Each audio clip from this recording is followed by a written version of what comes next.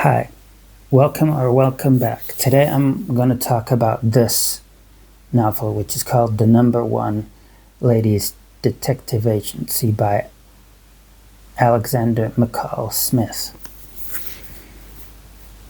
This is about a female detective called Ma Remotse, who is from Botswana.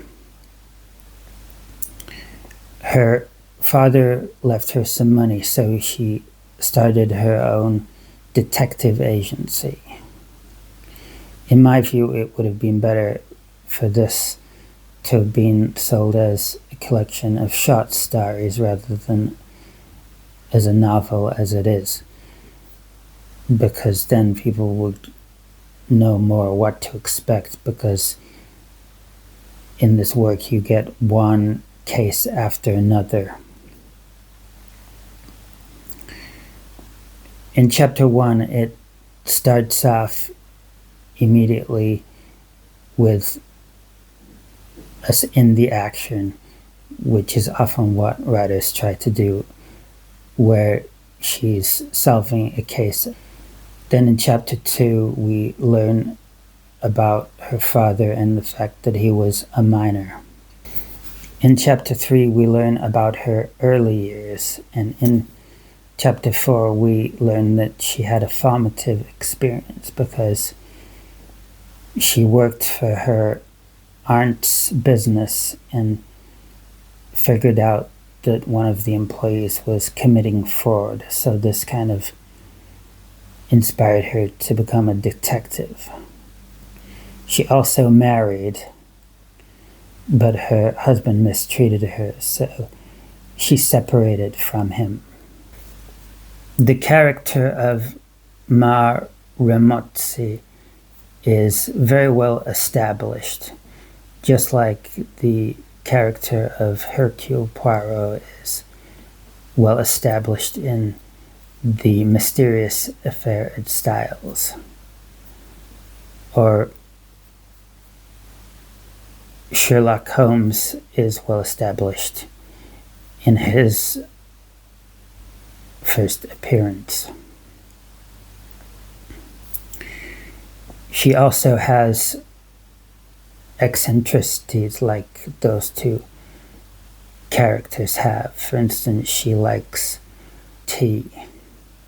So I think the protagonist is well established, and she is someone you feel as a reader that you can really relate to. So in subsequent chapters, we get case after case that she's asked to solve, things like disappearances. And then there was a rich man who wanted to employ her to find out what his daughter was up to. One lady came to see Ma Remotse because mysteriously her husband had brought a stolen vehicle back to their home.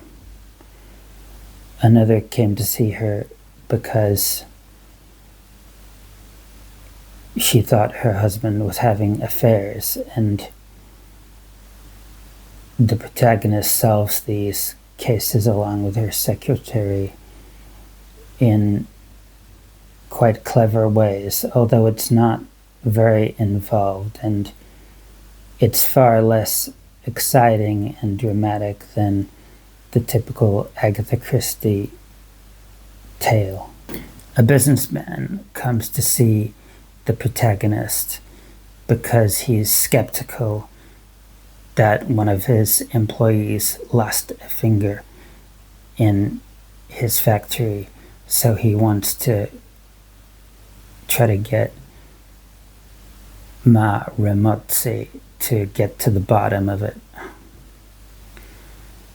Also, a doctor is skeptical that another supposed doctor actually has the qualifications, so he enlists the help of the protagonist to find out what's going on there. It's good to see her using her charm to get to the bottom of these more minor problems and also the more significant occurrences like the disappearances. But you feel like the cases aren't that involved and there aren't that many details. And it's all a bit sketchy, so I don't think the mysteries are very well done. A real strength of the book, though, is you feel like the travel writing kind of aspect of it is brilliant because you get a sense of what Botswana is like. I actually once tried to write a story based in Africa, but I gave up because I've never been to Africa and I just couldn't get the atmosphere right. But you feel like this author is really getting the atmosphere exactly right.